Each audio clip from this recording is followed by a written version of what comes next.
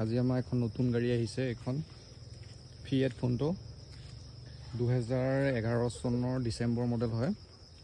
Tyre condition পুৰা নতুন হৈ আছে, চাব পাৰে। 4টা টায়াৰ একদম পুৰা নতুন গাড়ী হৈ আছে। পেট্ৰল ভাৰ্চন হয়।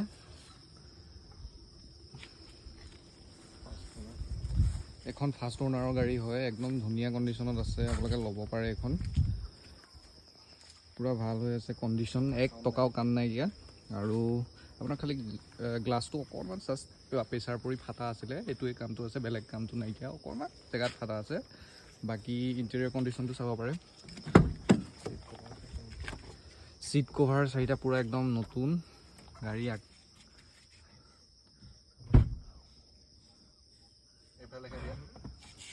এইটো পুৰা ইঞ্জিন কণ্ডিশ্যনটো আপোনালোকে চাই লওক। ইয়াৰ পুৰা একদম বাম্পাৰ পুৰা চিল আছে, এপ্ৰন,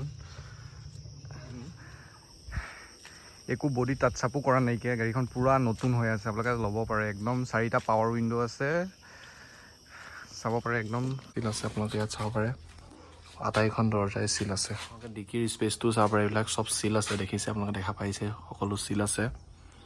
ইয়াত আপোনাৰ এটা লাইটৰ ব্যৱস্থা, কণ্ডিশ্যন বহুত ভাল হৈ আছে। ইয়াত কোনো চেক ইঞ্জিনো জ্বলি থকা নাই।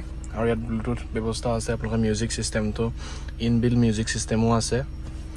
আৰু আপোনালোকৰ 4টা পাৱাৰ উইণ্ডো হ'ব উইথ আপোনাৰ ৱাৰ ভিমখন আপোনাৰ মেনুৱেলি নহয়, আপোনাৰ ইলেক্ট্ৰিকেলি। ইয়াতে এডজাষ্টেবল চুইচ আছে। গাড়ী কণ্ডিশ্যন বহুত ভাল হৈ আছে। গাড়ীত ইয়াত টকা কম নাই। আৰু ৰানিং হৈছে আপোনাৰ 67,000। গাড়ীখন লাগে যদি আপোনালোকে সোনকালে যোগাযোগ কৰক। স্ক্ৰীণত আপোনাৰ নাম্বাৰ ওলাই আছে। গাড়ীখন ফিক্স প্ৰাইচ হ'ব 1,10,000 টকা, ইনক্লুডিং ট্ৰেন্সফাৰ।